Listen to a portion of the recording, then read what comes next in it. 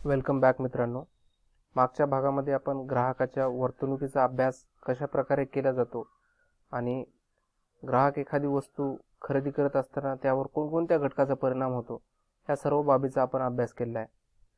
आत्ताच्या भागामध्ये आपण कन्झ्युमर बाईंग प्रोसेस अर्थातच ग्राहकाची वर्तणूक खरेदी प्रक्रिया कशा प्रकारे म्हणजे एखादी वस्तू जर खरेदी करायची असेल तर ग्राहकाला या अवस्थांमधून जावेच लागतं. ह्या अवस्था पार कराव्याच लागतात, पूर्ण कराव्याच लागतात. म्हणजेच ग्राहकात ज्यावेळेस एखादी नवीन वस्तू खरेदी करतो किंवा वस्तू खरेदी करतो तर त्याला कोणकोणत्या टप्प्यामधून जावं लागतं हे आपण या भागामध्ये पाहणार आहोत. यालाच इंग्रजीमध्ये कन्झ्युमर बाईंग प्रोसेस, ग्राहकाची खरेदी प्रक्रिया कशा प्रकारे पूर्ण होते ते आपण पाहणार आहोत. तर वस्तू ही अंतिम उपभोक्त्यासाठी तयार केली जाते, अंतिम ग्राहकासाठी तयार केली जाते हे आपल्याला माहितीच आहे. The most basic and important requirement for the marketer is to understand how consumers make choices. उत्पादक ज्यावेळेस वस्तू तयार करतो तर तो अंतिम ग्राहकासाठी तयार करत असतो, पण त्याला हे देखील लक्षात ठेवावं लागतं की ग्राहक ज्यावेळेस वस्तू खरेदी करत असतो तर तो कोणते घटक लक्षात घेऊन वस्तू खरेदी करत असतो. कारण प्रत्येक मानवी भाग किंवा प्रत्येक मानव हा आचाराने, विचाराने, संस्कृतीने हा वेगवेगळा आहे आणि ज्यावेळेसही एखादा व्यक्ती किंवा एखादा ग्राहक वस्तू खरेदी करत असतो तर त्याला वेगवेगळ्या बाबीचा, वेगवेगळ्या घटकाचा विचार करावाच लागतो आणि त्याला सिस्टमॅटिकली, पद्धतशीरपणे या अवस्थेमधून जावंच लागतं. त्यामुळं ग्राहक ज्यावेळेसही वस्तू खरेदी करत असतो किंवा वस्तू खरेदी करण्याच्या पूर्वी वस्तूबद्दल माहिती मिळवत असतो, त्याला गरज वस्तूची आहे का खरोखर हे देखील पाहिलं जातं. म्हणजेच याचा अर्थ प्रत्येक ग्राहकाला खालील प्रक्रियामधून त्याला he should have to go और pass by the following process. First one process is that need recognition. त्याला वस्तूची गरज आहे का हे पाहिलं जातं. म्हणजे ग्राहक ज्यावेळेस वस्तू घेत असतो त्यावेळेस त्याला त्या वस्तूची खरोखर गरज आहे का, नीड आहे का हे पाहिलं जातं. The buying process starts with the need recognition. म्हणजे वस्तू खरेदी प्रक्रियेतील हा पहिला टप्पा म्हणजे काय आहे तर गरज ओळखणे. आपल्याला त्या वस्तूची खरोखर गरज आहे का हे पाहिलं जातं. त्यानंतर ज्यावेळेस त्याला त्या वस्तूची गरज सतत होत राहील, सतत त्याला त्या वस्तूची गरज जागृत होत राहील, त्यावेळेस तो ती वस्तू घेण्यासाठी प्रवृत्त होईल. म्हणजे ही त्याची जी गरज आहे ती अनसॅटिस्फाईड गरज आहे, त्याची ही गरज पूर्ण झालेली नसते, त्यामुळेच ती गरज त्याला वारंवार होत असते. उदाहरणार्थ एखादी वर्किंग वुमन आहे किंवा काम करणारी स्त्री आहे जी की दररोज ऑफिसला जाते. मग त्याला आता त्या व्यक्तीला किंवा त्या स्त्रीला दररोज कपडे धुण्यासाठी जे ते कपडे धुण्याच्या मशीनची आवश्यकता तिला वारंवार भासेल. मग त्यावेळेस ते काय झालं, तिची गरज, त्या स्त्रीची जी गरज आहे तिला गरज सतत सांगत आहे की मला एखादी वॉशिंग मशीन घ्यायला हवी.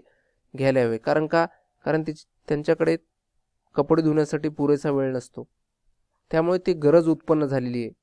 मग आता ही जी गरज आहे ती गरज पूर्ण कशी केली जाईल.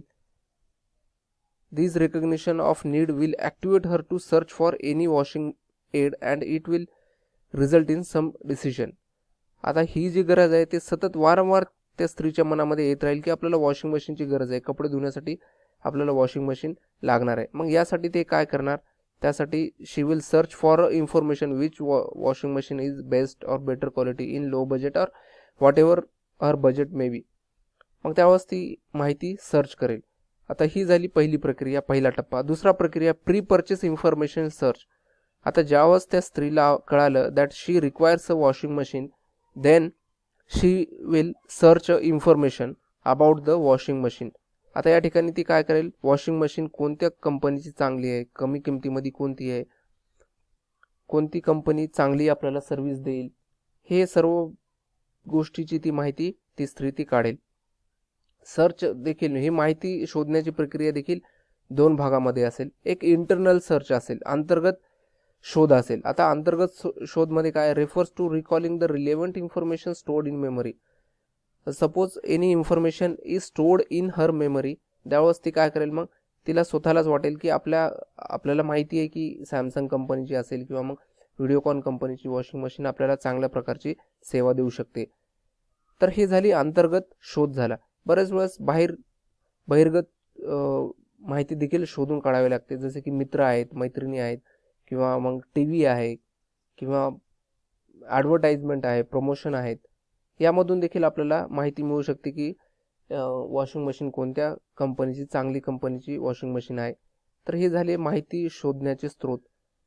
तिसरा यामधील टप्पा आहे, खरेदी प्रक्रियेमधील तिसरा टप्पा आहे इव्हॅल्युएशन ऑफ अल्टरनेटिव्ह. आता आपल्याकडे बरेचसे उत्पादक झालेले आहेत, जसे की व्हिडिओकॉन आहे, सॅमसंग आहे, किंवा LG आहे. अशा प्रकारच्या बऱ्याच वॉशिंग मशीनच्या कंपन्या बाजारामध्ये उपलब्ध आहेत. पण आता या सर्वांमध्ये चांगली कंपनी कोणती आहे यासाठी आपल्याला वेळ द्यावा लागणार आहे. त्यामुळं आपल्याकडे जेवढे काही ऑप्शन्स आहेत, जेवढे काही पर्याय आहेत, त्या प्रत्येक पर्यायाचा आपल्याला या ठिकाणी शोध घ्यावा लागणार आहे, माहिती काढावी लागणार आहे, आणि एका कंपनीची वॉशिंग मशीन दुसऱ्या कंपनीच्या वॉशिंग मशीनसोबत तुलना देखील करावी लागणार आहे. त्यावेळेसच आपल्याला कळेल की कोणती वॉशिंग मशीन चांगली आहे ते. म्हणजे तिन्ही कंपन्यामध्ये आपल्याला त्या ठिकाणी चांगली कंपनी कोणती आहे हे आपल्याला शोधावं लागणार आहे. त्यासाठी काय करावं लागणार आहे आपल्याला, तर तुलना करावी लागणार आहे. आणि अंतिम निर्णय, the person makes final decision using certain evaluative criteria. तुलना केल्यानंतरच त्या ठिकाणी ग्राहक कोणती कंपनीची मशीन चांगली आहे हे त्या ठिकाणी ठरवू शकतो. तर मग आता त्या ठिकाणी पाहत असताना आपल्याला कंपनीचं ब्रँड पाहिलं पाहिजे. साहजिक आहे, ग्राहक ब्रँड पाहतच असतो, कारण ज्यावेळेस 10, 12, 15, 20,000 रुपयाची वॉशिंग मशीन घेत असतो, त्यावेळेस definitely he will look after the brand of the company. त्यानंतर बरेचसे ग्राहक हे देखील पाहतात की लोकांकडे कोणत्या कंपनीची वस्तू आहे, त्यांच्याकडून ते फीडबॅक घेत असतात, प्रतिक्रिया घेत असतात की तुमची वॉशिंग मशीन कशी चालत आहे. अशा प्रकारची प्रतिक्रिया घेऊन देखील ते वस्तू खरेदी करण्यासंबंधीचा निर्णय घेत असतात. आता या ठिकाणी अल्टरनेटिव्ह इव्हॅल्युएट केले, पर्याय जे काय त्याचं इव्हॅल्युएशन केलं, त्यानंतर त्यांना कळतं ग्राहकांना की आपल्याला आता कोणती वस्तू खरेदी करायची. त्यावेळेस ते काय करतात, चौथा टप्पा आहे तो म्हणजे खरेदीचा निर्णय, purchase decision. After the evaluation of all the criterias, सर्व पर्यायाचा त्या ठिकाणी विचारपूर्वक अभ्यास केल्यानंतर consumer will decide to purchase a specific machine. त्यावेळेस तो खरेदी करायचं ठरवतो, आणि बाकी सर्व जे वॉशिंग मशीन आहे ते किंवा इतर कंपनीची ब्रँड आहे तो नाकारतो, आणि एक कोणता तरी ब्रँड तो सिलेक्ट करतो, आणि त्यावरच तो अटळ राहून त्या ठिकाणी वस्तू खरेदी करत असतो. म्हणजे या ठिकाणी तो चौथ्या स्टेजमध्ये तो निर्णय घेत असतो, खरेदी संबंधीचा निर्णय घेत असतो. And after that purchase decision he will implement that decision in final step, that is the post purchase behavior. आता या ठिकाणी त्याने निर्णय घेतल्यानंतर या ठिकाणी तो वस्तू खरेदी करतो.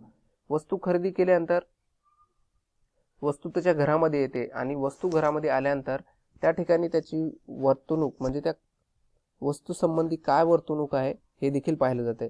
After making the purchase decision, the person shows the response of the purchase, it is called as post purchase behavior. आता वस्तू खरेदीचा निर्णय घेतल्यानंतर त्या ठिकाणी तो त्याची अंमलबजावणी करत असतो, एकतर ते सकारात्मक किंवा नकारात्मक मध्ये, म्हणजे एखाद्या कंपनीची वॉशिंग मशीन घ्यायची का नाही तो या ठिकाणी ठरवत असतो. If a consumer is buying something for the first time, then from the behavioural point it may be positive or negative. If a consumer is buying something for the first time, then from the behavioral viewpoint it may be regarded as a trial. आता ज्यावेळेस तो पहिली वस्तू घेत असतो त्यावेळेस ती trial बेसिसवर घेत असतो, म्हणजेच वापरून पाहायची. कमी किमतीची वस्तू असेल तर ट्रायल केलं जातं, पण जास्त किमतीची वस्तू असेल तर त्या ठिकाणी बरेच सर्च केलं जातं, बरेच इन्फॉर्मेशन कलेक्ट केली जाते. आणि कमी किमतीची असेल, उदाहरणार्थ पेन असेल किंवा नोटबुक असेल, तर ते वापरून फेकून द्यायची, अशा प्रकारचं त्या ठिकाणी बिहेवियर असतं, वर्तणूक असतं. If the learning is positive then it results in repeat purchase. जर वस्तू जर त्याला आवडली असेल, चांगली वाटली असेल, तर त्या ठिकाणी तो बरेच रिपीट परचेस करतो, बरेच वेळेस तो एकच वस्तू घेत असतो. पण त्या ठिकाणी जर त्याला वस्तू जर खराब लागली असेल किंवा सेवा जर चांगली दिली नसेल, in that case he will not try to purchase that goods again and again, and definitely he will divert to another product. तर या ठिकाणी आपल्याला हे लक्षात घ्यावं लागेल की कोणताही ग्राहक ज्या ठिकाणी ज्या वस्तू खरेदी करत असतो then he has to go through all these stages, all these steps. Next ग्राहक संबंध व्यवस्थापन. आधुनिक काळामध्ये CRM और कस्टमर रिलेशनशिप मॅनेजमेंट या टर्मला, या संज्ञेला फार महत्त्व आलेले आहे.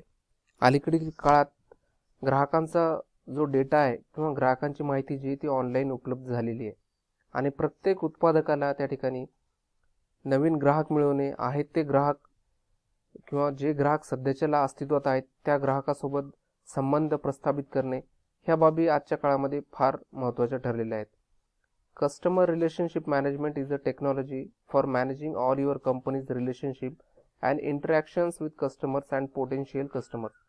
तर यामध्ये काय केलं जातं CRM मध्ये, की जे ग्राहक आहेत त्या ग्राहकासोबत संबंध प्रस्थापित केले जातात. त्यांच्यासोबत नवीन वस्तू आलेल्या आहेत त्यासंबंधी माहिती देणे, त्यांच्यासोबत संवाद साधणे, नवीन कस्टमर जोडणे किंवा संभाव्य जे कस्टमर आहेत त्यांच्यापर्यंत देखील नवीन वस्तूसंबंधी माहिती पोहोचवणे, ह्या बाबी आजकालच्या काळात महत्त्वाच्या ठरू लागलेल्या आहेत. तर यामुळं काय होत असतं की ज्या कंपन्या आहेत, जे मॅन्युफॅक्चरर आहेत, त्यांना नवीन वस्तू त्यांच्या बाजारामध्ये आणता येतात आणि कस्टमरसोबत जे संबंध आहेत ते संबंध प्रस्थापित करता येतात. तर यामुळे आपल्याला हे असं म्हणता येईल, to improve the profitability of the company, that is the main motive to maintain CRM. कंपनीची उत्पादकता वाढवून कंपनीच्या नफ्यामध्ये कशा प्रकारे मोठ्या प्रमाणात वाढ करता येईल हे CRM मध्ये पाहिलं जातं. तर यामध्ये खास करून कस्टमर सोबत संबंध प्रस्थापित केले जातात. आता एक संबंध कसे ठेवले जातात, तर कस्टमरचा डेटा जो आहे, जी माहिती आहे, ती माहिती जे सध्याचे जे कस्टमर आहेत त्यांची माहिती एकत्र केली जाते, एकवटली जाते. किंवा कंपनीच्या वेबसाईटमध्ये जर कोणी ग्राहक कंपनीच्या वेबसाईटला व्हिजिट देत असतील त्यांची माहिती मिळवली जाते, त्यांचे टेलिफोन नंबर मिळवले जातात, ईमेल नंबर मिळवले जातात. बरेच वेळेस ग्राहकासोबत लाईव्ह चॅट देखील केली जाते, म्हणजे लाईव्ह संभाषण देखील केलं जातं की आमची वस्तू चांगली आहे, तुम्ही वस्तू एक वेळेस वापरून पहा. अशा प्रकारे ग्राहकांना त्या ठिकाणी त्यांचं मन प्रवृत्त केलं जातं. सोशल मीडियाद्वारे देखील आपण पाहतो, बरेचसे सोशल मीडिया ॲप आहेत, व्हॉट्सअप आहेत किंवा मग टेलिग्राम आहे. अशा प्रकारचे जे सोशल मीडियाचे ॲप आहेत, फेसबुक आहे किंवा ट्विटर आहे, अशा माध्यमातून कंपन्या जे आहेत ते ग्राहकापर्यंत पोहोचत असतात, आपल्या वस्तूची जाहिरात करत असतात. They allow businesses to learn more about their target audience. आता वस्तू ही अंतिम ग्राहकासाठी तयार केली जाते किंवा उत्पादित केली जाते. मग त्यांचं टार्गेट काय असतं, to sell all this products to the final consumer. अंतिम ग्राहकाला हे सर्व वस्तू विकल्या गेल्या पाहिजेत. त्याचप्रमाणे वस्तू ग्राहकाच्या गळ्यात एक वेळेस टाकली म्हणजे उत्पादकाचं काम संपलं असं नाही.